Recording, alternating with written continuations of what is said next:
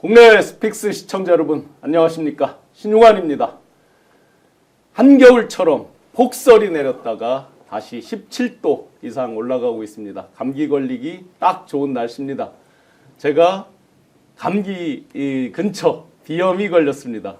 그런데 이렇게 날씨만큼이나 정말 종을 잡을 수 없는 데가 있습니다. 헌법재판소. 한덕수 총리에 대해서 월요일 날 오전 10시에 먼저 선고를 하겠다라고 발표를 하면서 다시 일대 혼란에 빠져들었습니다. 과연 지난주까지만 해도 언제 할 것이냐를 놓고 많은 설왕설래가 있었는데요. 한덕수를 먼저 한다. 이걸 놓고 이제 그러면 내란 우두머리 윤석열은 언제 하느냐를 놓고 많은 분들이 설왕설래가 있습니다. 그런 가운데서 오늘 아마 많은 분들이 속보로 보셨을 텐데 최상목 권한대행, 내란 권한대행이라고도 불립니다. 최상목 권한대행에 대해서 민주당에서 드디어 탄핵 결정을 했습니다. 혼란 속으로, 혼동 속으로 빠져드는 전국, 그리고 내란 우두머리, 언제 과연 선고를 할까 등등에 대해서 세 분의 정말 최고의 프로님들 모시고 함께하겠습니다. 충북, 청주, 흥덕, 네, 반갑습니다. 강명태균 게이트, 그리고 여론조작 특위 검증 단장 맡아서 맹활약하신 우리 이연희 의원님 소개드리겠습니다. 네, 반갑습니다. 네, 좀 더 소개를 해주시죠, 의원님. 네. 저는 오늘 스픽스에는 처음 출연하는데 이렇게 초대해 주셔서 감사드리고요. 방금 소개해 주신 대로 명태균 게이트 여론조사 본부에서 명태균 게이트 진상규명을 위해서 열심히 활동하고 있고요. 그리고 당에 또 여론조작 검증 특별위원회가 구성이 되어 있는데 거기에 검증 단장을 맡아서 몇 군데, 예를 들면 여론조사 공정과 같이 이상한 기획조사, 조작조사를 하는 그런 것들을 추적하고 모니터해서 그런 부분에 대해서 시정하는 그런 역할을 좀 하고 있습니다. 실제 저 민주연구원에서도 상금 부원장도 하셔서 이런 네. 여론 조작이라든지 여론조사 이런 내용에 대해서 굉장히 해박하시잖아요. 네, 명태균 게이트를 실제로 저희가 추적해서 분석을 해보니까 실제로 지난 21년, 그러니까 서울시장 선거, 그다음에 대통령 선거, 지방선거에 명태균 씨가 여론조사에 기획을 해서 어떤 판세에 영향을 미치는 그런 행위들을 한 것이 분명히 있더라고요. 네. 그런 부분들은 실제로 만약에 그것이 지금 현재 밝혀지지 않고 이번 대선에서도 만약에 그런 작업들이 진행된다면 네. 그거는 민주주의를 훼손하고 여론을 훼손하는 매우 심각한 사안이라고 이제 보여지는데 다행히 명태균 게이트가 터지면서 그런 여론조작 행위들이 어떻게 벌어졌는지가 드러나게 돼서 좀 다행하게 생각합니다. 네, 한 번 도둑 맞았으면 됐다. 다시 도둑 맞을 수 없다. 네, 지금 이제 헌법재판소 윤내란 우두머리 선고를 앞두고 헌재 앞이 긴박하게 돌아가고 있습니다. 경찰 움직임 등등에 대해서 아주 빠삭하게 파악하고 계신 우리 아이유 이지은 위원장님, 네, 헌재 직접 가서 영상도 찍어오고 막 하셨는데, 네. 안녕하세요. 반갑습니다. 우리가 지난주에 이야기할 때는 오늘이면 이제 탄핵 이후에 뭔가 그 다음 그렇죠. 국면에 대해서 이야기할 수 있지 않을까라는 생각을 했었는데 여전히 또 똑같은 이야기를 편하게 오늘 광장에서 내일 광장에서 뭐 생맥주 한 잔 마시자 이런 얘기들을 그럼요. 이렇게 편하게 했었는데요. 네. 그랬었는데 오늘도 결국은 또 아직 탄핵이 되지 않고 선고 기일까지도 지정이 되지 않아서 굉장히 답답한 마음을 가지고 있습니다. 네. 그래서 제가 이제 매번 집회에 나가다가 저쪽 헌재 앞은 도대체 어떤 상황일까 궁금해서 거기도 가보고 이제 영상도 찍고 했거든요. 네네. 나중에 그 말씀 좀 전해드리도록 하겠습니다. 잠시 후 이제 계란 맞는 과정, 그런 것들에 대한 대처 이런 것들도 한번 자세히 말씀 주시면 좋겠습니다. 탄탄TV 김종욱 정치학 박사님. 네. 네, 안녕하세요. 김종욱입니다. 많은 분들이 시일이 늦어져서 매우 답답해하시고 분노하시는데 저는 오히려 한덕수 선고 기일이 잡히면서 이제 거의 다 왔구나라는 생각이 들어서 뭐 당장은 아닙니다만 다음 주나 그 다음 주, 아무리 늦어도 그 다음 주에는 말씀하신 생맥주를 좀 맛있게 마시면서 새로운 나라에 대한 희망을 얘기할 수 있지 않을까 생각이 듭니다. 근데 다음 주나 아무리 늦어도 그 다음 주 이렇게 하시면 안 됩니다. 그 다음 주로 하면은 4월 달을 얘기하시는 건가요? 왜냐하면 4월까지는 저희들 못 찾습니다. 왜냐하면 저희가 매번 얘기했는데 한 번도 맞은 적이 없었어요. 맞아요. 그러니까 저희들이 말만 하면 얘들 왜 맨날 그렇게 거짓말이야? 그래서 조금 넉넉하게. 유연하게 뒀습니다. 네. 자, 한덕수 총리에 대한 그 탄핵 선고 그거는 좀 이따 다루기로 하고 우선 빠르게 속보로 올라왔던 최상목 권한대행 내란 권한대행의 탄핵 추진 소식에 대해서 마침 우리 당에서 이제 이연희 의원님께서 나와주셔서 아마 당내 그때 의총 분위기와 지도부 일임 또 오늘 이런 결정 과정에 대해서 아주 소상히 말씀 주실 수 있을 것 같습니다. 우선 최상목 탄핵 추진 그 경과 당내 또 의총할 때 분위기 이런 건 어땠습니까? 뭐 최상목 대행이 그 권한대행으로 그 이제 승계를 하면서 처음부터 헌법과 법률을 지키지 않는 행태가 좀 처음부터 지속이 됐거든요. 그런데 처음에 그 헌법재판관 그 3명 중에 2명만 임명하고 이제 1명을 임명을 안 했는데 이제 마은혁 재판관에 대한 임명을 지속적으로 촉구했고 국회의장도 촉구하고 이렇게 했는데 결국 이제 권한쟁의 심판까지 간 거 아니겠습니까? 근데 헌법재판소에서 판결을 했는데 그마저도 이행하지 않는 그런 행태를 보면서 이거는 그 위헌의 정도가 너무 심각하다. 위법의 정도가 심각하다. 그래서 뭐 내란 대행이라는 별칭도 있지만 위헌 대행, 네. 위법 대행이라는 별칭도 네. 저희 민주당 의원들을 많이 사용을 하고 있는데 아마 그런 그 위헌 대행, 내란 대행, 위법 대행에 대한 탄핵 논의는 아마 3주 정도 전부터 계속 있었습니다. 네. 그런데 소속 의원들 중에서 그 최상목을 탄핵해야 된다는데 이견을 다는 의원들은 없고 단지 이것이 이제 현재 시점에서 제일 중요한 사안은 윤석열에 대한 탄핵이 가장 중요하기 때문에 거기에 집중을 해야 된다.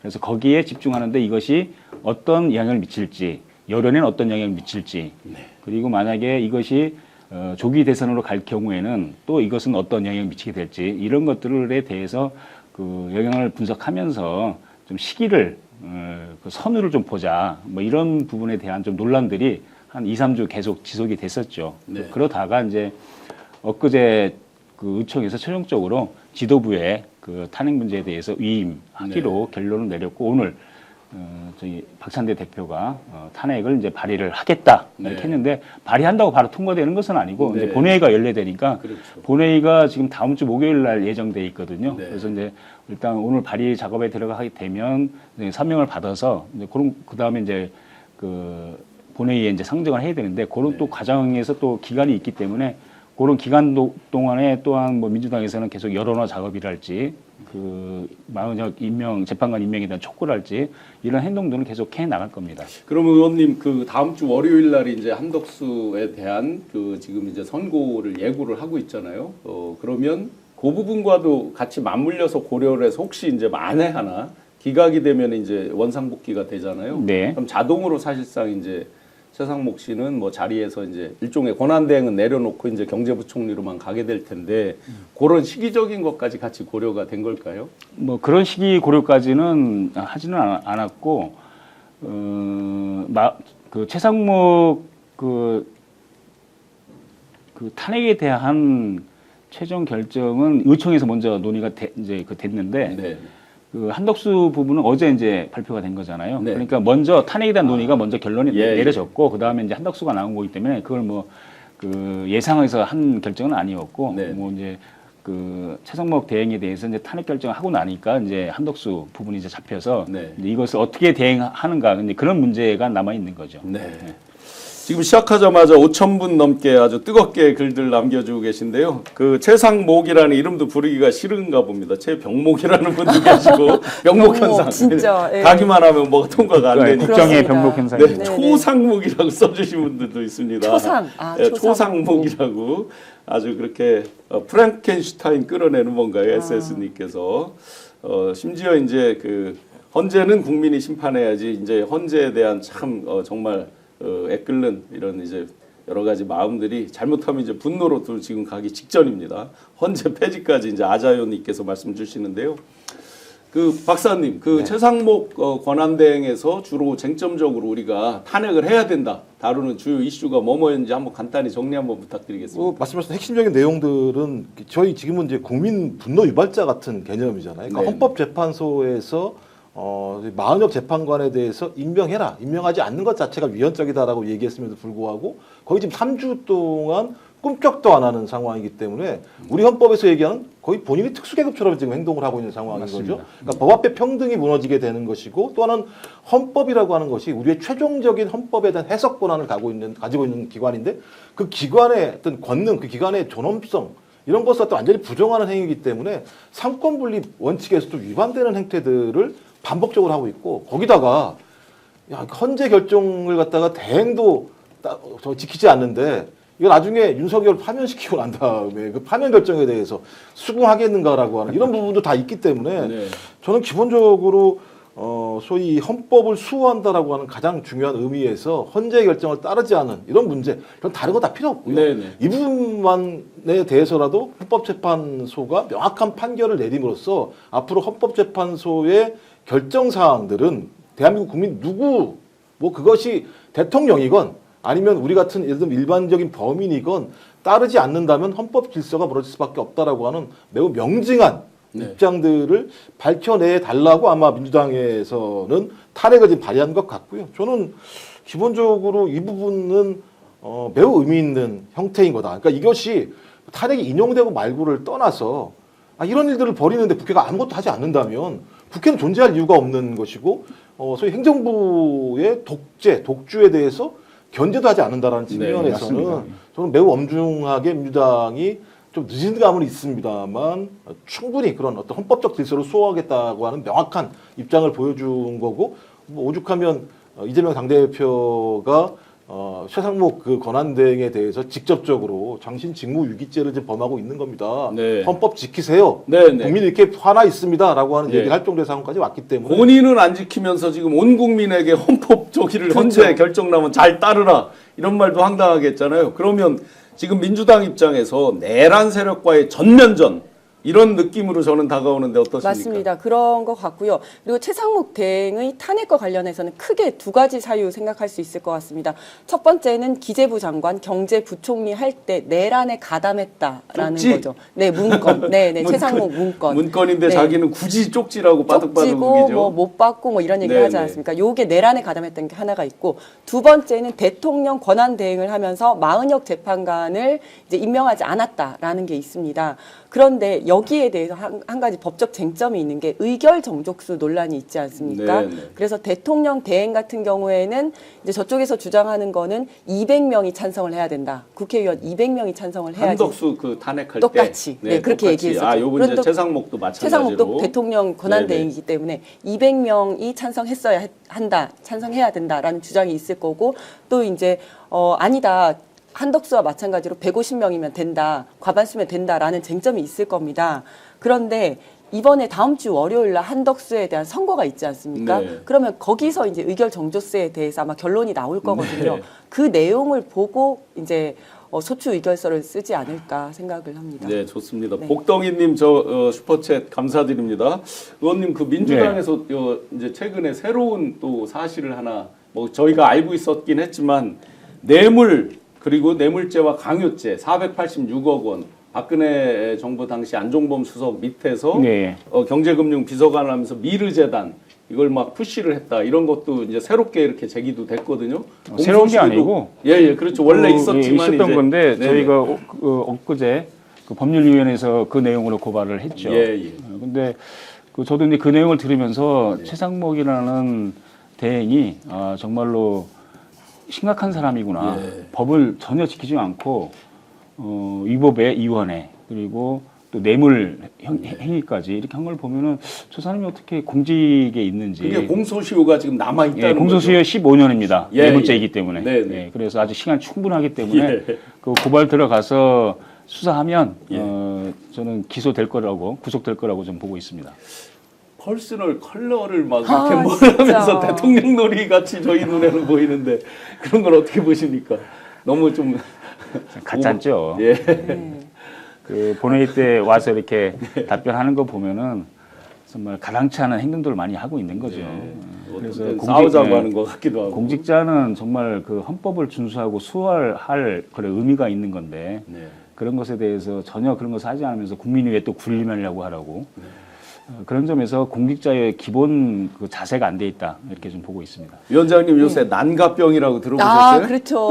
혹시 다음 대통령이 난가? 이래가지고 지금 그쵸. 난가병 걸린 거 아니냐 이런 난가병 비판이 걸린 나와요. 그런 것 같습니다. 네. 아니 그래서 지금 정말 퍼스널 칼라 오늘 또 뭐 어젠가 떡 치러 갔더라고요. 하고 네. 막 온갖 행사 다 사관학교 다니고. 가서 막 저 행가래 치고. 맞습니다. 지금 예. 이제 아주 신난 것 같은데 저는 이 미르재단, K스포츠재단 요거 관련해서 정말 진작에 수사를 했어야 했다라고 생각을 하는데 기억하시겠지만 당시에 미르재단, K스포츠재단 만들어가지고 안종범 경제수석하고 최상목 당시 경제금융비서관이 기업들 다 돌아다니면서 거의 뭐 삥 뜯은 거 아닙니까? 돈 네. 넣으라고 해가지고 수백억을 거기 넣게 하고 최순실이 거기 빨대 꽂아가지고 쪽 빨아 먹은 거잖아요. 그렇죠. 그래서 실제 공범인 안종범은 6년형인가 4년형인가 지금 이제 처벌을 받고 있는 중인데 최상목 같은 경우에는 그 처벌을 안 받았죠. 당시에 윤석열 특검보가 빼준 겁니다. 네, 최상목을. 네. 그러면서 최상목 플리바게닝을 했다 이렇게 이제 당시 이야기가 또 의심이 많이 나오는데, 있었죠. 네. 그런데 최상목은 거기서 이제 은혜를 받은 거고, 그래서 지금 열심히 충성하고 있는 네. 거거든요.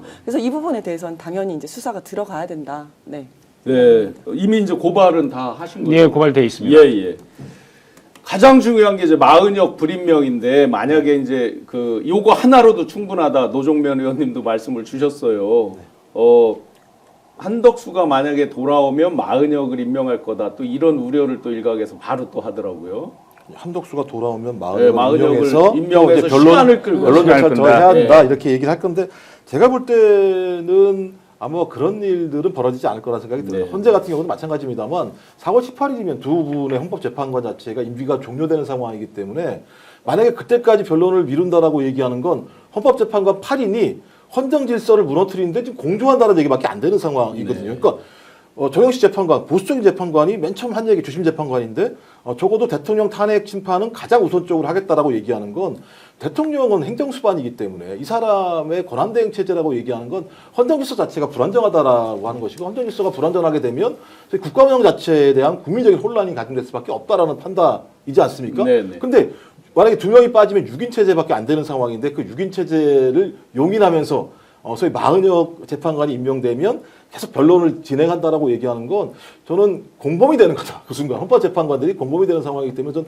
그런 일은 없을 거라 생각이 드는데 최상목은 또 어떤 짓을 할지 저희가 알 수 없는 거죠. 지금까지 최상목의 행동을 보면 다 아시는 거지 않습니까? 자기는 헌법재판소에서 재판관 임명하라고 얘기했는데 3주 동안 아무것도 안 따르다가 갑자기 국민들한테 탄핵 심판 문제와 관련해서 대통령에 대한 탄핵의 어떤 결정이 나오더라도 승복해야 됩니다라고 얘기하는 말도 안 되는 네. 저 같으면 진짜 부끄럽고 뭐 예서라도 그런 얘기는 안 할 텐데 그냥 그거 대놓고 뻔뻔하게 얘기를 하는 상황이더라고요. 네. 저는 뭐 이후에 나오겠습니다만 저는 한덕수 그 국무총리에 대한 탄핵 어떤 심판에 대한 선고기일이 설정됐다라고 얘기하는 건 기본적으로 헌재에서 윤석열 파면에 대한 공감대가 확보됐기 때문에 저는 기일을 설정했다고 생각이 들기 때문에 네. 그 외의 문제는 제가 볼 때 잔가지니까 국민들 힘들어하세요.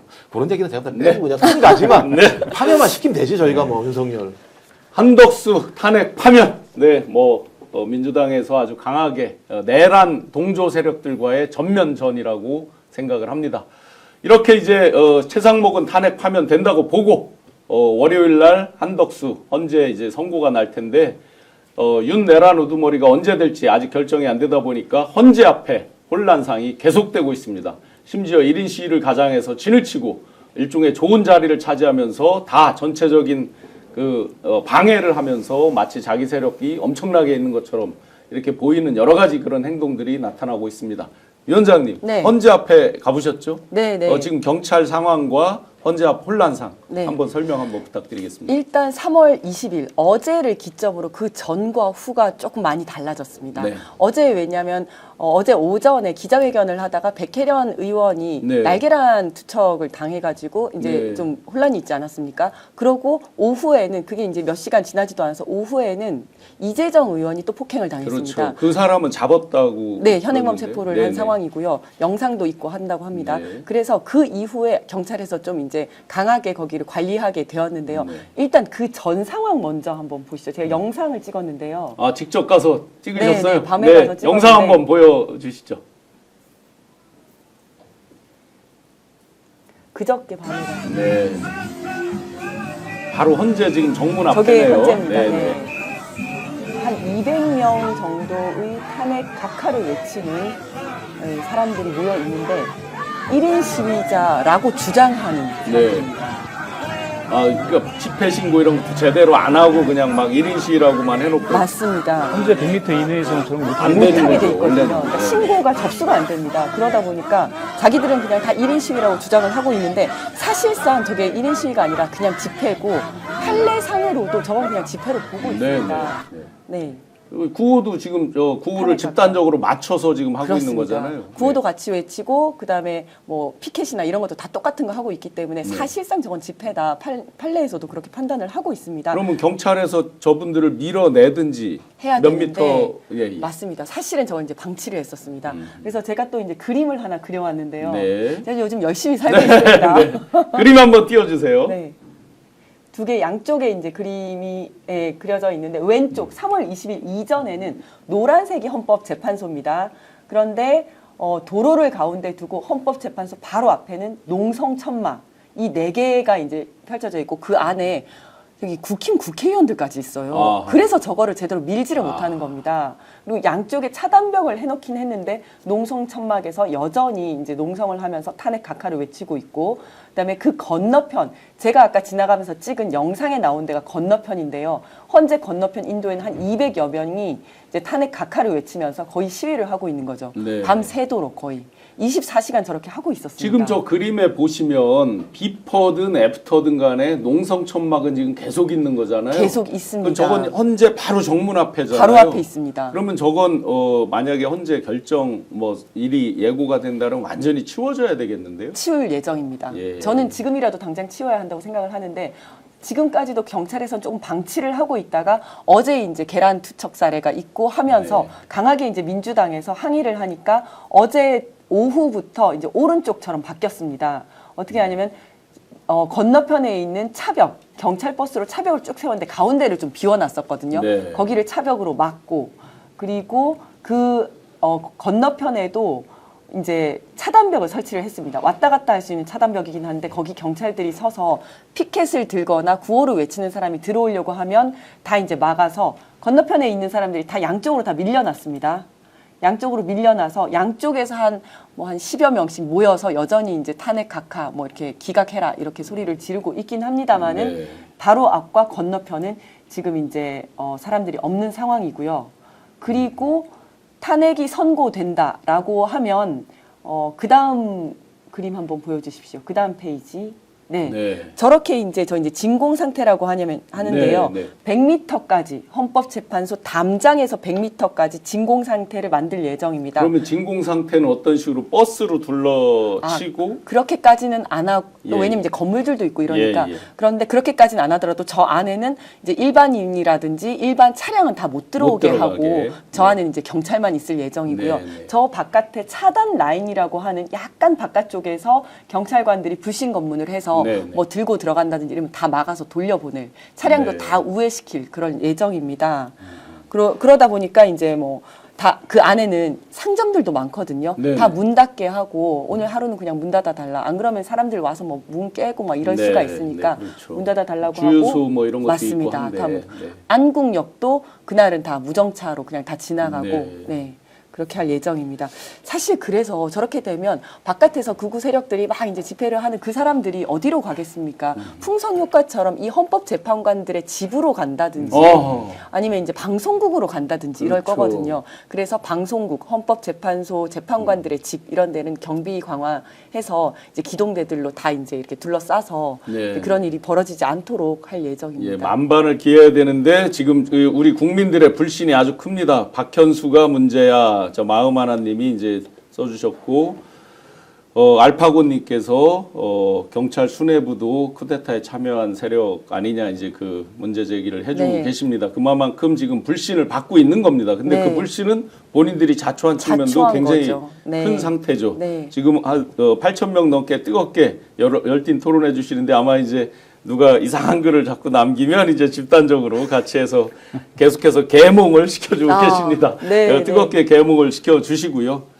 이지은님 마음 하나님께서 저들이 헌법재판관 집 주소를 어떻게 알았습니까?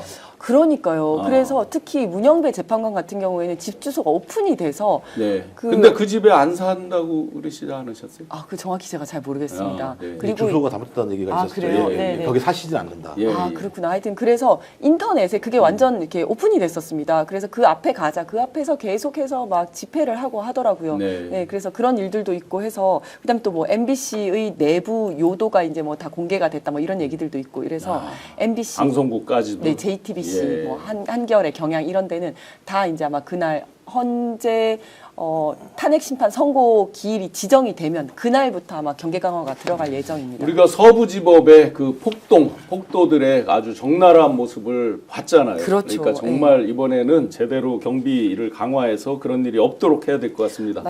가장 궁금한 게 네. 일단 한덕수 결과를 어떻게 예측하십니까, 당에서는? 뭐 제가 재판관이 아니어서 그런데 저는 탄핵이 되기를 바랍니다. 네네. 이미 뭐 한덕수 총리는 내란을 방조한 혐의가 있고 네. 그리고 헌법재판관 3인을 임명 안 한 그런 예. 위헌 행위가 있고 그렇죠. 그래서 그건 당연히 탄핵을 뭐 해도 네. 저는 뭐 그런 결정이 나오리라고 좀 생각이 드는데 근데 이제 헌법재판소는 이제 엄밀하게 보니까 거기에 이제 그 위헌 정도의 중대성, 네. 고의성 뭐 이런 것들도 보니까 그 위헌이 되더라도 그 파면에 이를 정도의 중대성은 없다. 뭐 이런 식으로 또 판결을 하는 경우도 있기 때문에 집으로 돌려보낼 정도냐, 사무실로 그렇죠. 돌려보낼 정도냐, 그 이제 이걸 정도인데 따지더라고요. 일단 저희들 민주당 그 탄핵 소추한 민주당 입장에서는 한덕수 총리의 그 위헌 위법한 행위가 매우 중대하다. 파면에 이를 정도로 중대하기 때문에 그 파면 그 탄핵 결정을 하기를 저희들은 바라고 있습니다. 네. 이제 의원님은 그래도 어쨌든 그 당의 입장에서 굉장히 조심스럽게 말씀하실 수밖에 없는 거고 우리 탄탄TV 김종국 박사님 어떻게 예측하십니까? 일단 뭐 저희가 황교안도 겪었던 예. 황교안이라는 인물이 저희 대통령 권한대행을 했었고 그 사람이 지금 거의 부정선거의 전도사처럼 돌아다니는 네. 상황이기 때문에 네, 저는 지금도 뭐 그렇죠. 네. 한덕수건 최상목이건 우리 국민들이 좋아할 턱은 없다고 생각이 들긴 하는데 일단 헌법재판관들 입장에서는 이게 아까 말씀하시는 것처럼 위헌 행위는 명백해진 거죠. 왜냐하면 최상목의 행위를 위헌으로 판정했기 때문에 한덕수의 행위도 당연히 위헌일 수밖에 없는 거죠. 근데 이 위헌의 사실을 확인하는 것과 확인된 사실이 얼마나 중대한가의 문제와 관련된 측면들이 있는데 저는 이건 이제 최상목은 헌재가 결정했음에도 불구하고 따르지 않은 행위이지만 한덕수는 소위 헌재 결정이 나지 않은 상황에서 임명을 하지 않은 부분이 있기 때문에 여기서 어떻게 판단할지의 여부 문제랑 그다음에 내란에 동조했는가 방조했는가 이런 부분과 관련돼 있는데 이 변론이라는 게 하루밖에 이제 이루어지지 않은 상황이고 네. 재판 증거 자료 자체가 윤석열 재판 자료가 검찰에서 자료 협철도 안 맞습니다. 했죠. 안 한 상황이기 네, 때문에 네. 헌재가 자기 마음대로 증거체 채택되지 않은 내용들을 가지고 그것이 내란에 동조했는지 방조했는지를 갖다가 확인할 방법이 없어요. 예.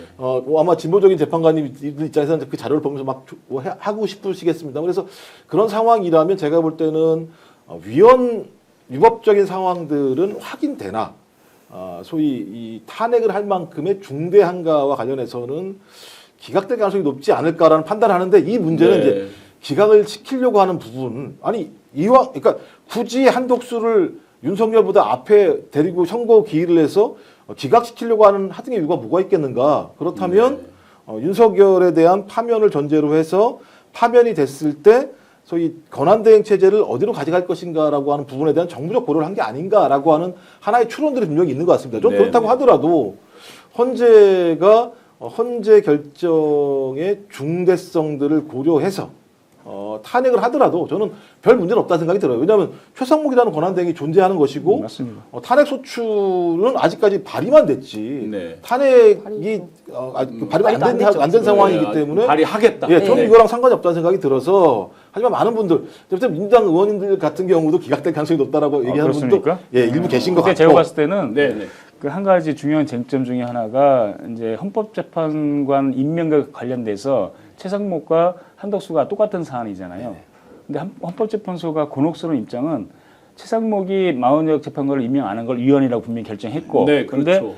헌법재판의 결정을 또 그 지금 최상목 그 권한대행이 이행을 안 하고 있는 거잖아요. 그렇죠. 그 헌법재판소의 결정을 이행 안 하는 것에 대한 헌법재판소도 곤혹스러운데 그러면은 그 한덕수도 총리도 그 3명의 재판관을 헌법재판관을 임명을 안 했는데 네. 이미 의원이라고 판정한 것을 여기서 만약에 그 의원이라고 그건 의원 행위인데 파면에 이를 정도 중대하지 않다. 그러면은 한덕수가 임명돼서 계속 임명을 안 하면 예. 그 헌법재판소는 헌법의 최종 해석 기구로서 권위가 실추가 되는 거죠. 자기 구정처럼 그렇죠. 되는 거죠. 모순적 논리적으로. 상황에 처하는 예, 거기 예. 때문에 저는 그 부분과 관련해서 이거는 뭐 헌법재판소가 탄핵밖에는 답이 없는 것 아닌가. 네. 저는 그렇게 좀 보고 있습니다. 그래서 저는 예. 그 부분을 각하할 거라고 생각을 해요. 왜냐하면 그거는 각하라고 하면 이제 절차적, 그렇죠. 형식적 하자 부분인데 네, 정족수 맞습니다. 말씀하시는 정족수. 거예요. 그러니까 정족수. 왜냐하면 한덕수 전 총리도 똑같이 총리일 때하고 네. 대통령 권한대행일 때 이렇게 소추 사유가 나뉘거든요. 그러니까 총리일 때가 3가지 소추 사유가 있고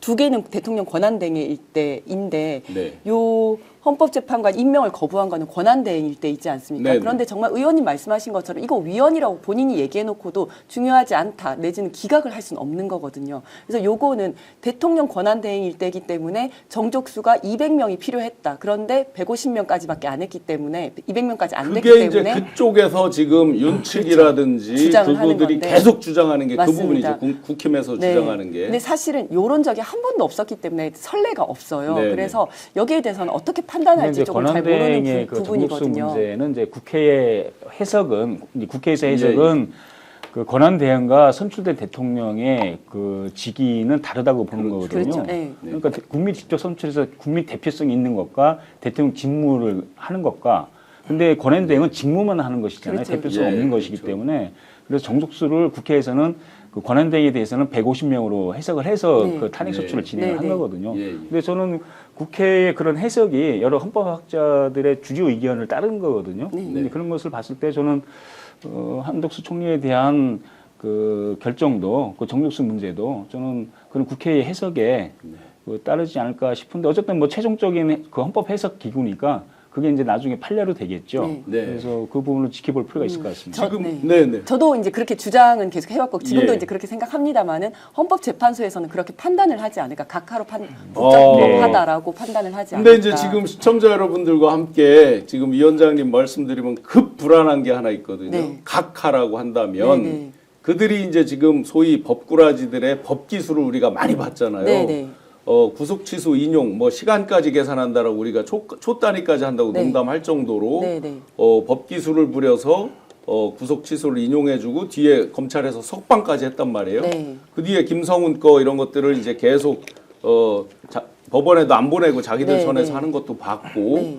그러면 각하라고 하면 그들이 계속해서 절차적 형식적 네. 결국 윤석열이 석방된 것도 이런 절차적 형식적 요건 가지고 네. 그런 거잖아요. 내용이 아니고. 네, 네. 그럼 지금 만약에 한덕수가 그게 적용이 된다면 그런데 윤석열은 각하가 어떻게 하냐. 전체적으로 각하가 나오진 않을 겁니다. 왜냐하면 네. 5개의 사유가 있는데 그 대통령 권한대행할 때 2개의 사유거든요. 요 사유에 대해서는 부적법하니 여기에 대해서는 판단하지 않겠다. 그리고 네. 나머지 3가지 부분에 대해서 기각을 하면 만약에 전체적으로 기각이 나온다면 네, 네. 기각을 하면서 전체적으로는 기각이 나올 겁니다. 그러면 이제 네. 각하 의견을 내는 사람도 있을 수는 있고 이 근데 사유에 대해서는 네. 더 이상 판단하지 않겠다. 대통령 권한대행과 관련해서는 판단하지 않겠다라고 하고 나머지 부분에 대해서는 기각을 하겠다라고 할 가능성이 가장 높고 네. 그다음에 그중에 일부 각하가 나온다 하더라도 전체적으로는 기각의 모양으로 갈 겁니다. 그러니까 급 불안해진 거에서 네. 각하로 완전히 결정이 난다 그러면 정말 불안한 부분인데 네. 그건 아닐 것이다. 그리고 결론은 네. 기각 쪽일 것이다. 맞습니다. 만약에 한다고 해도. 만약에 하더라도 기각이고 그거는 기각이고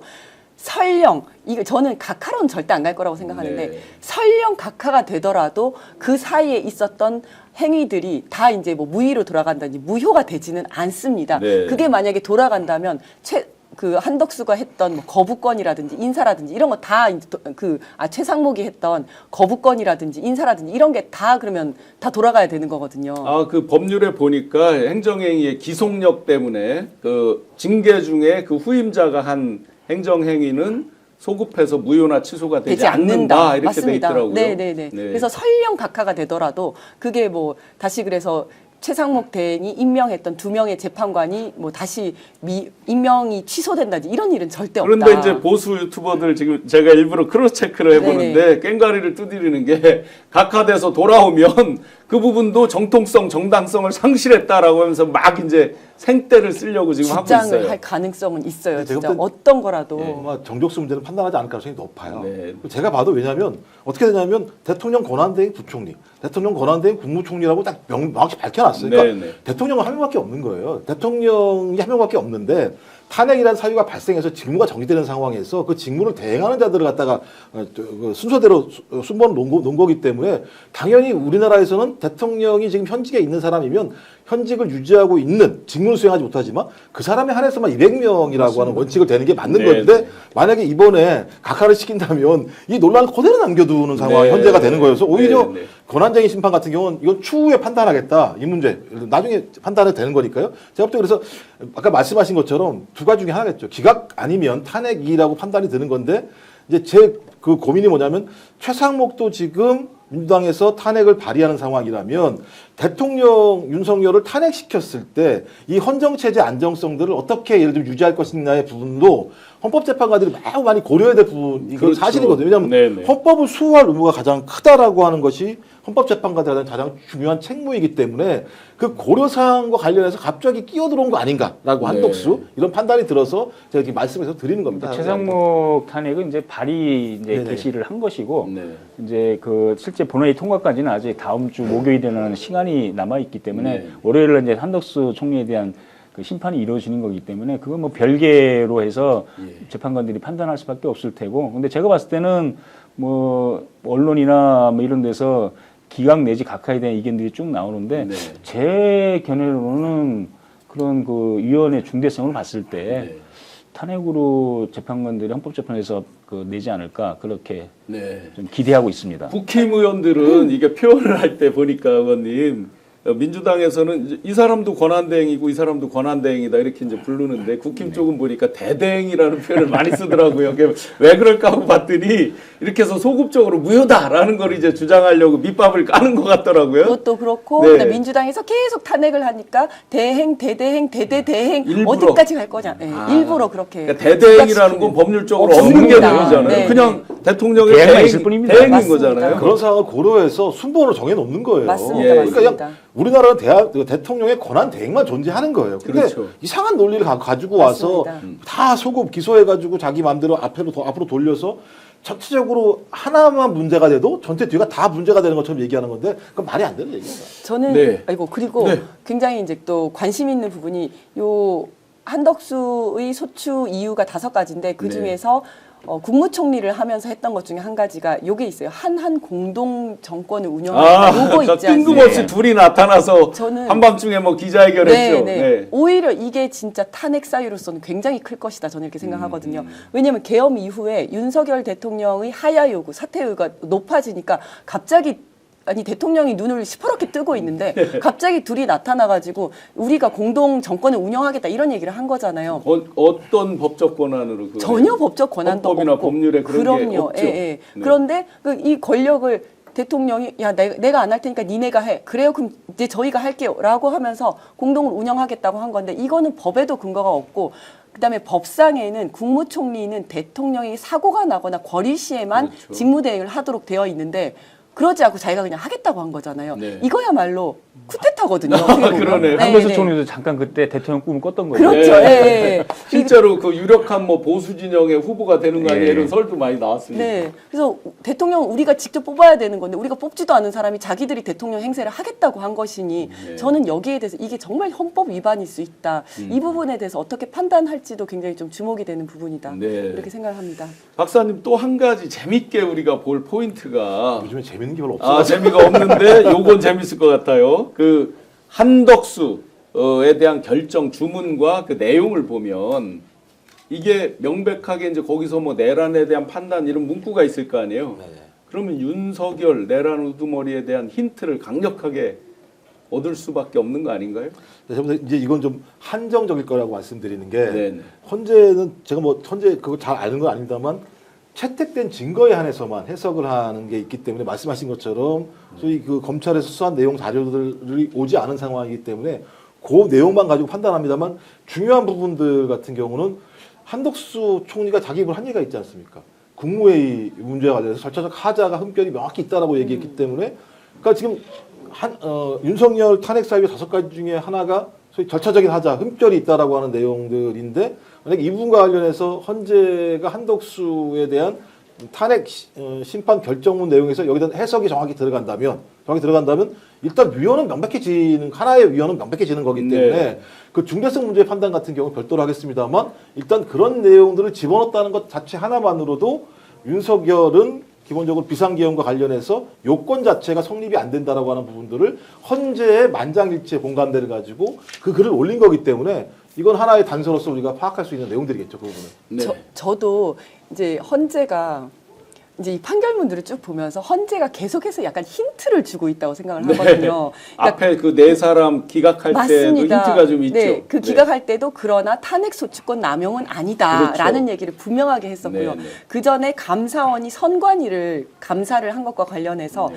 대통령이 헌법기관인 선관위에 영향력을 미치려고 하는 행위는 위헌이다. 그러니까 네. 권한 침해다라고 이야기를 했거든요. 근데 감사하는 것만 해도 권한 침해인데 총 들고 가면 당연히 이거는 위헌이 아니겠습니까? 네. 이런 식으로 살짝씩 힌트를 주고 있다. 선관위에 또 그 보냈다라고 윤이 또 내라는 직접 얘기를 머리가 했죠. 헌재에 나와서 자기가 떠들다가 네, 뭔 네. 말을 했는지도 모르고 또 그 말을 인정을 해버렸어요. 본인이. 맞습니다. 아니, 네. 네. 이건 살짝이 아니고 명백한 겁니다. 네. 이 문구 내용을 보면 그 검사들 할 때 법 위반이 반복되는 것을 네. 사전에 예방하기 위해서 탄핵을 하는 건 오히려 헌법을 수호하는 거라고 수호하는 거다. 얘기를 그렇죠. 했어요. 그 얘기는 뭐냐면 국회는 그런 거 하는 거야. 맞아. 국회가 그런 거 안 하면 누가 해? 라고 얘기를 했기 때문에 그러니까요. 그러면 예를 들면 지금 윤석열이 얘기하는 야, 니네들은 줄탄핵을 하잖아. 그래서 국정이 개헌한 마비되잖아. 거야. 그러니까 나는 그러니까 개헌한 거야. 그거 그러니까 아니라는 헌재가 거죠. 웃기지 마. 그치, 뭔 그치. 소리 하고 있어. 이렇게 해야 니네들이 이런 짓을 안 하잖아라고 얘기했기 때문에 제가 볼 때 맞아. 명백한 거죠. 이거는 맞아요. 명백한 네. 겁니다. 자, 이렇게 이제 한덕수 탄핵 코앞에 와 있습니다. 그런데 지금 많은 우리 구독자, 시청자 여러분들께서 정말 궁금한 것, 윤석열 내란 우두머리 과연 어느 날 선고를 할까? 또 결과는 어떻게 될까? 의원님, 당에서는 아무래도 저희 일반적인 시민들보다 더 정보가 많을 것이다라는 게 보통 네. 저희의 기대인데 기대하고 있습니다. 당에서는 혹시 좀 윤에 말씀을 좀 대해서 해주십시오. 할까? 네. 뭐 저희들은 28일을 예상을 하고 있는데 28일이면 다음 금요일에 금요일 예상하고 있는데 저는 뭐 그것이 하루라도 당겨지기를 좀 바랍니다. 지금 이제 헌재가 계속 윤석열에 대한 선고 기일을 이렇게 지체하는 것은 좀 대단히 문제가 크다고 보고 있습니다. 첫 번째는 국정 불안이 계속 심화되고 있다는 점에서 심각한 문제고, 두 번째는 경제 상황이 지금 날로 악화되고 있거든요. 지금 개엄 100일 동안 경제적 손실 비용을 최소로만 잡아도 150조예요. 이게 하루에 1.5조 원인데 300만 원 월급 받는 사람 50만 명의 월급이 하루하루 사라지고 있는 거예요. 그리고 자영업자들 개엄 2달간 20만 명이 폐업을 했잖아요. 그렇죠. 예. 그 IMF 때보다 지금 자영업 수가 더 줄어들었어요. 그 정도로 경제 상황이 심각한 상황이기 때문에 이 불확실성을 빨리 줄여주지 않으면 나라가 지금 어디로 갈지 모르는 그런 위중한 상황이기 때문에 헌법재판소가 하루라도 빨리 그 탄핵 선고를 신속하게 하는 것이 예. 그 헌법재판소의 설립 목적과 취지에 저는 맞는 것이라고 보는데, 이제 우려되는 부분들은 저는 아까도 이제 말씀하셨지만 그런 5가지 윤석열 대통령 탄핵에 대한 5가지 쟁점에 대해서 저는 이론의 여지가 없다고 보거든요. 자명한 겁니다. 예. 그러니까 국어사전에 자명하다를 찾아보면 어떻게 되어 있냐면은 어떤 설명이나 증명이 없어도 저절로 알 수 있을 정도로 명백하다가 자명한 거거든요. 예. 이 사건은 자명한 거예요. 그 비상계엄의 요건 절차 이런 것을 봤을 때 아무것도 지키지 않았잖아요. 국회의도 열지도 않았고 이런 것을 봤을 때는 제가 헌법재판관들이 이걸 가지고 100여일씩이나 이렇게 질질 이게 뭐 30일, 20 며칠씩 끌 일인가 이런 생각이 드는데 저는 이미 그 결론이 났다고 봅니다. 네. 다만 여러 가지 국내 어떤 그 정치 상황들 이런 것들 보면서 좀 이렇게 차일피일 미루고 있는 것처럼 이제 보이는데, 그래서 저는 다음 주가 저는 마지노선이라고 생각을 하고 있어요. 만약 이것이 다음 주도 안 되고 4월로 넘어가게 되면 네. 이건 국민이 가만히 안 있죠. 네. 이렇게 불안한 상황을 어떻게까지 다 4월까지 끌고 혹시 가겠어요? 의원님 이들이 지금 일각에서 이제 많은 그 지지자분들도 의구심을 가진 게 이제 3월 26일 대표님 네. 2심 선고 뭐 대표님 지키는데 아주 천병으로 열심히 정말 고생해주고 하셨는데 3월 26일 그 대표님 2심 선고를 보고 그거에 따라서 뭐 이렇게 해보려고 하는 거 아니냐 많은 의구심이 있거든요. 그야말로 그거는 진짜 정치하는 거죠. 예. 이재명 대표 재판하고 윤석열 탄핵하고 무슨 연관관계가 있어요? 예, 전혀. 별개의 사건인데 만약에 억지로 그런 식으로 짜 맞춘다면 그야말로 그거는 헌법재판소가 정치하는 거죠. 그건 네. 절대 저는 헌법재판소가 그런 생각을 하고 있지 않다고 생각합니다. 네. 그 이재명 대표님 수호할 때 또 지금도 열심히 고생하고 계신데 혹시 저 PD님 후원의 계좌 있으면 한번 자막에 한번 올려주세요. 우리 이현 의원님 뭐 대표님의 아이고, 그 쑥스럽습니다. 대학 후배시기도 하시고 뭐 워낙 열심히 그렇게 열정적으로 활동을 해주셔서 늘 기감이 되고 있습니다. 아마 후원 계좌 있을 걸로 아는데 그 한번 저기를 해주시고. 네. 실제 저희가 생각하기엔 전혀 동렬에 비교할 것이 아닌데 네. 지금 안 그래도 그 보수 유튜버 이런 저기들 또 보수 언론조차 그 레가시 미디어라고 하는 데들이 기승전 이재명이란 말이에요. 그렇죠. 왜 그렇게 이들은 그거에 목을 매고 그거에 같이 맞춰서 얘기를 해요?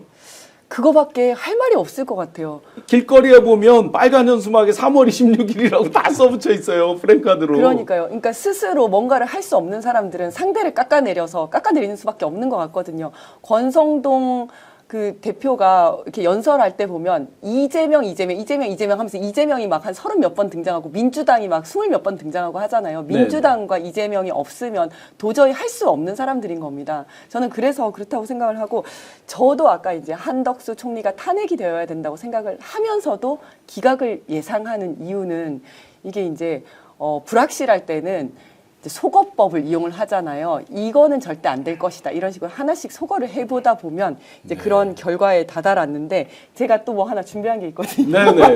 뭡니까? 네. 표를 하나 표 한번 준비를 보여주시죠. 제가 위태로워지는데요. 아무것도 준비 안 하고. 제가 네. 이제 탄핵 경우의 수를 했는데 윤석열이 탄핵될 때 기각될 때 한덕수가 탄핵될 때 기각될 때 네. 경우의 수는 네. 한국 축구에서만 따지는 줄 네. 알았더니 네. 이제 일단 1번이 둘 다 탄핵된다면 중요한 대통령 탄핵을 먼저 선고하지 굳이 한덕수 탄핵을 먼저 선고하진 않을 거다라는 생각이 들고 그다음에 이제 4번 둘 다 기각될 때죠.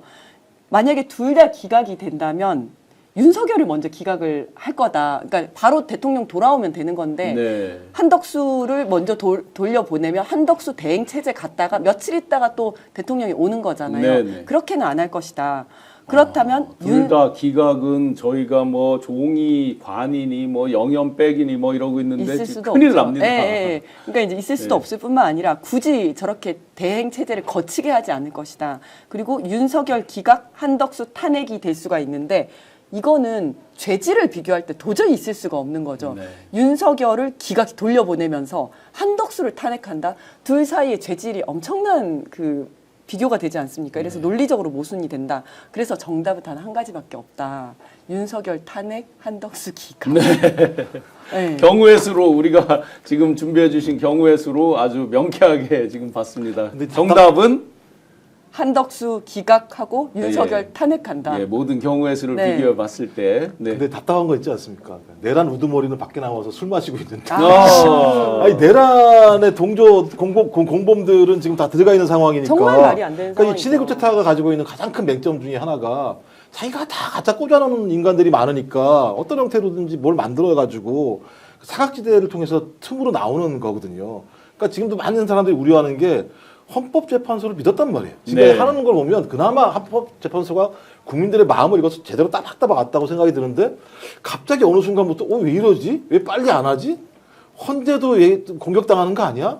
이 내란 이 네트워크에 전 그런 고민들 때문에 많은 분들이 더 절망하시는 것 같다는 느낌이 들기는 하는데 제가 볼 때는 우리 저희 농담으로 얘기했습니다만 아까 뭐 영연백 이런 얘기 나왔습니다만 네. 헌법재판관들도 대한민국 국민입니다. 네. 내란 우두머리가 복귀하는 그렇죠. 순간 그들도 예를 들면 그 대상이 될 수밖에 없는 상황이고 헌법을 수호할 수가 없는 거죠. 대상이었어요. 그렇죠? 그러니까 헌법을 수호할 수가 없는 상황이 벌어지게 되면 예. 자기 스스로가 자기의 존재 가치를 갖다 부정하는 행위거든요. 그럼 헌정이 완전히 무너지는 겁니다. 헌정이 무너지면 사실상 대한민국은 내전 상태에 돌입하는 상황이기 때문에 저는 헌재가 그런 결정을 절대 할 수도 없을 것이고 해서도 안 된다고 생각합니다. 지금 그 시청자 여러분들께서 공분할 분노의 지점 하나만 제가 더 비밀스러운 거 하나 말씀드리겠습니다. 지금 직무에 복귀한 건 아니거든요. 그냥 석방에서 나와 있을 뿐이지 네. 직무는 정지돼 있는 거죠. 네, 엄밀히 네. 말하면 대통령 비서실도 사실은 멈춰 있어야 되는 게 맞죠. 그렇습니다. 네. 어떤 뭐 업무 보고를 하고 이런 거 안 맞는 거죠. 직무 정지잖아요. 얼마 전에 석방돼서 한남동 공간에서 수석들을 불러서 술자리를 했습니다. 그날 폭탄주를 돌렸습니다. 제가 잘 알고 있는 한 분이 원샷을 했습니다. 그것을 목격한 분이 저한테 말씀을 주셨습니다. 지금 나와서도 지금 마치 직무에 복귀한 대통령이나 상황처럼 그렇게 움직이고 있다. 전혀 직무에 복귀하지 않은 것인데 수석들 그다음에 비서실장들 뭐 해가지고 그러면 뭐 하겠어요? 가장 많이 할 게 증거인멸 아닐까요? 그렇죠. 혹시? 지금 열심히 증거인멸 그런 하고 걸 우리가 있겠죠. 우려하는 거잖아요. 아니, 검찰이 증거인멸하라고 지금 내보낸 거 아닙니까? 따지고 보면. 사실상 검찰이 그런 헌재가 하루라도 늦어질수록 아마 요번에 비화폰 원격으로 막 다 서버 삭제했죠. 뭐 삭제했다고 하는 걸 보면 증거인멸이 이루어지고 있는 거겠죠. 나중에 다시 수사해서 그런 행위들 철저하게 다 밝혀낸 다음에 다 처벌해야죠. 네. 의원님, 저 대표님 자주 보시잖아요. 네. 그 김건희가 네. 대표님을 총으로 쏘고 나도 죽고 싶다 뭐 이런 말을 했다고 그래. 물론 아니라고 이제 뭐 대통령실에 말하는데 아닌 게 이게 문자로 돼 있잖아요. 예 포렌식 하다 나온 네. 거잖아요. 혹시 그에 대해서 대표님 어떤 말씀 없으셨어요? 그 말씀은 듣지는 못했고요. 네, 아마 김건희가 자기가 윤석열보다 그 현 정권, 윤석열 정권의 지분이 더 많다고 생각했기 때문에 네. 그런 발언을 했을 거라고 생각을 하고 있어요. 자기가 대통령이라고 생각한 거죠. 네. 그러니까 경호처 직원들한테 왜 총으로 안 쐈냐 네. 이런 얘기를 하고 그다음에 그 이재명 대표를 언급한 거는 자기의 상대를 경쟁 상대를 이재명 대표로 생각한 거예요. 그러니까 그런 말이 나오는 거죠. 네. 그러니까 이 사람은 김건희는 자기가 대통령이라고 착각하고 있는 거예요. 네. 실제 뭐 이렇게 통화하는 거 기자랑 통화할 때 내가 여기까지 와 보니까 뭐 이 자리에 내가 있어 보니 네, 뭐 네. 이런 식으로 다 내가지 뭐 그러니까 적어도 네. 윤석열, 김건희 공동 정권으로 네, 생각하고 네. 있는 거죠. 네, 저는 그 발언에서 이런 느낌이 들던데요. 자기가 총은 뭐 이거 무늬로 들고 다니는 게 아니다 이런 뜻으로 하고 있는 거다 막 했잖아요. 네, 네. 그러면 혹시 이게 이번 내란 친위 쿠데타를 공동 기획했고 공동으로 실행했다는 걸 인정한 거 아니에요? 본인 입으로?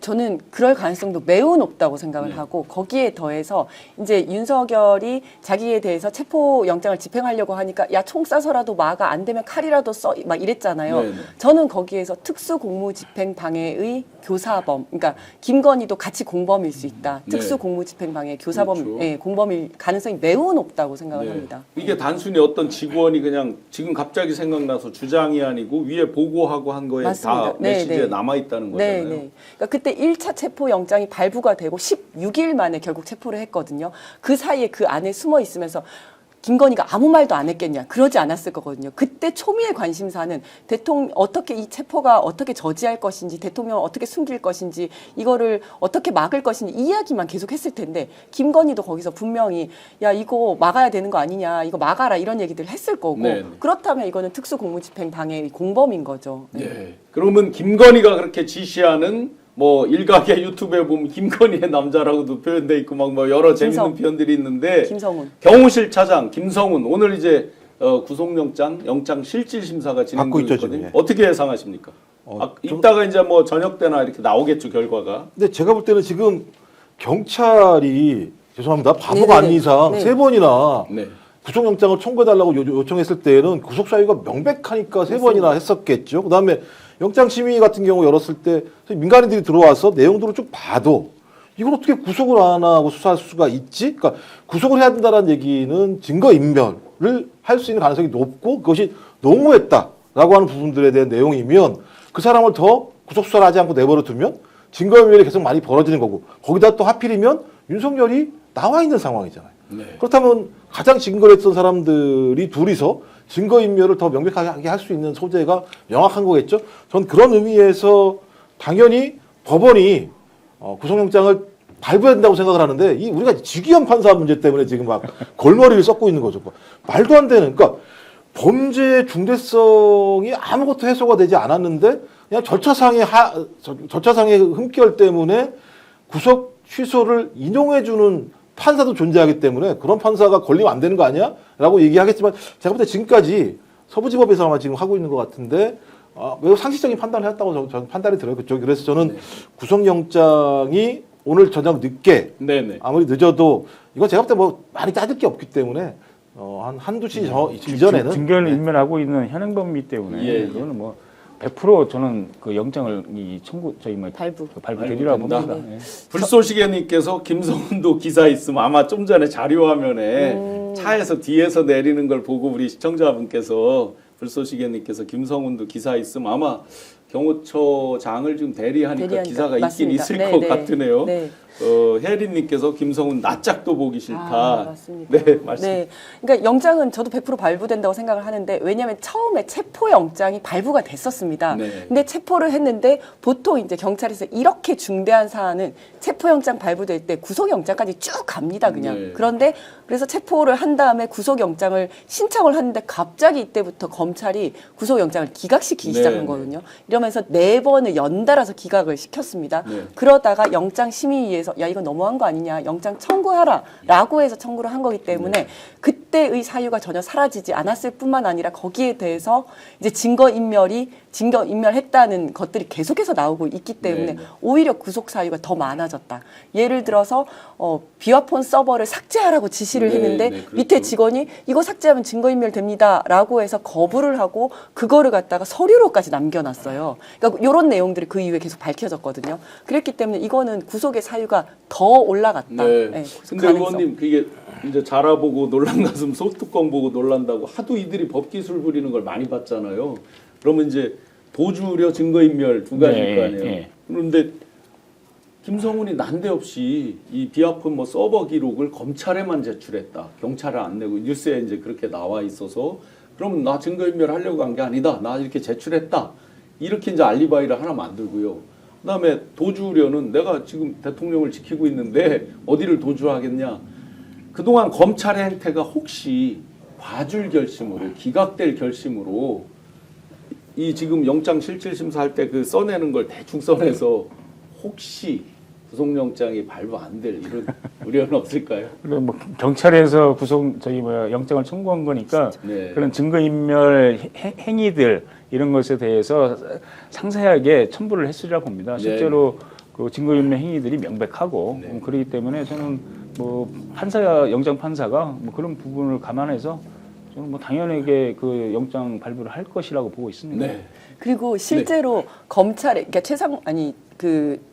김성훈 차장이 검찰에다가 보고서를 제출을 할 때 자기가 삭제 지시했다라는 것을 싹 지우고 제출을 했어요. 맞아요. 그랬는데 원본을 비교해 보니까 그게 이제 삭제가 됐다는 게 밝혀진 거죠. 그러니까 검찰에 자기가 자발적으로 제출을 했어도 이것이 뭐가 얼마나 삭제된 것인지는 알 수 없다라는 것까지도 이제 나온 거기 때문에 그리고 또 보통 이제 영장 청구를 할 때 경찰이 신청한 거라든지 서류 기록이 다 가거든요. 네. 가기 때문에 이제 판사가 본다면 제대로 된 결정을 할 수 있을 거라고 생각합니다. 예, 그리고 네. 판사가 상식적이라면 김건희 이게 경찰 조사에서 나온 내용이잖아요. 총각 뭐하냐 이런 얘기를 했다라는 거 하고 그다음에 이재명 당대표 죽이고 내가 죽는다 이런 얘기를 했다라고 하는 건 무엇인가 지켜야 될 것이 엄청나게 많다라고 자기들이 판단하니까 이런 얘기를 했을 거 아니겠습니까?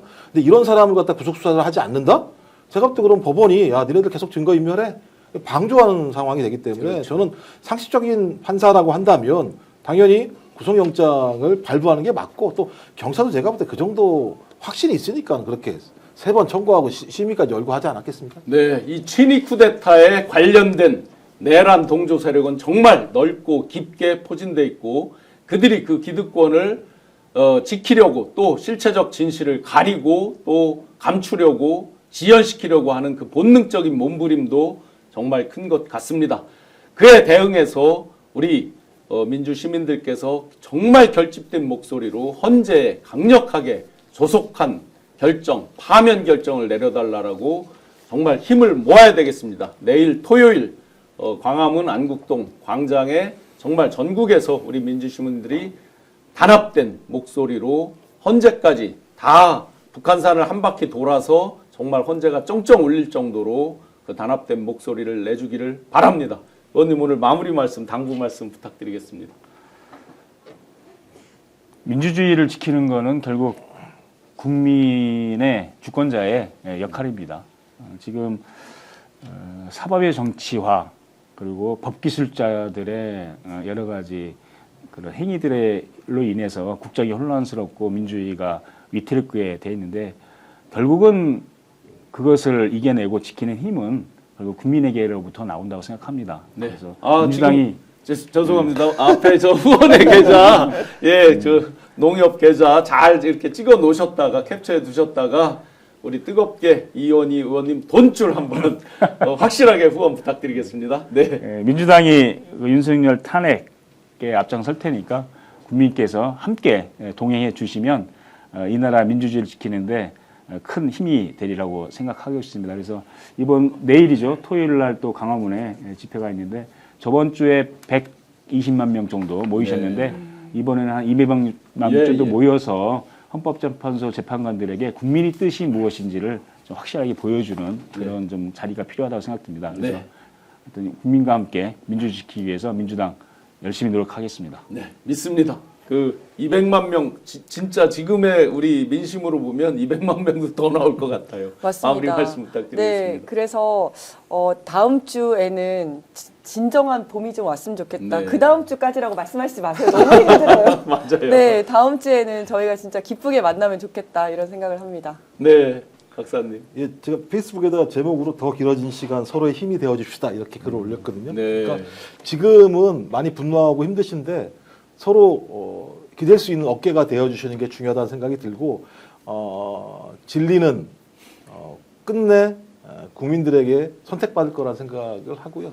이런 자가 파면되지 않는다면 대한민국의 민주공화국은 존립할 수 없다라고 생각을 하기 때문에 내일 오셔서 뭐 으쌰으쌰 시위하는 것도 중요합니다만 우리가 이렇게 서로 어깨를 기댈 사람들이 너무나 많구나, 미래를 잘 만들어갈 수 있겠구나라고 하는 그런 뜨거운 광장을 좀 내일은 만들어 주시면 헌법재판관들도 그런 모습을 보면서 빨리 시간을 땡기지 않을까 이렇게 생각을 합니다.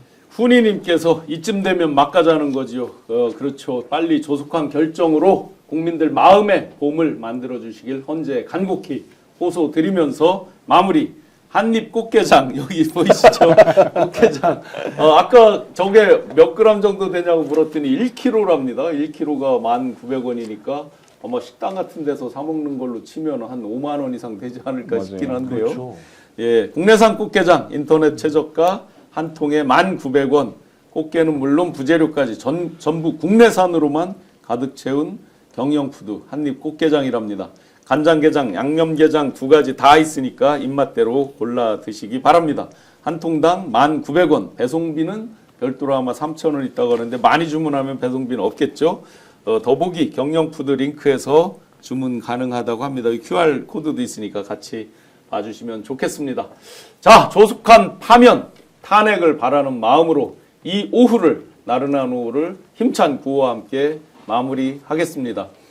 다음 주에는 꼭 되겠죠. 그래서 다음 주 탄핵하면 파면으로 마무리 구호 한번 부탁드리겠습니다. 공개 사과드리겠습니다. 다음 주에 끝나는 걸로. 다음 주 안 됩니다. 다음 주에 끝나는 걸로. 다음 주 안 됩니다. 다음 주 탄핵! 파면! 고맙습니다.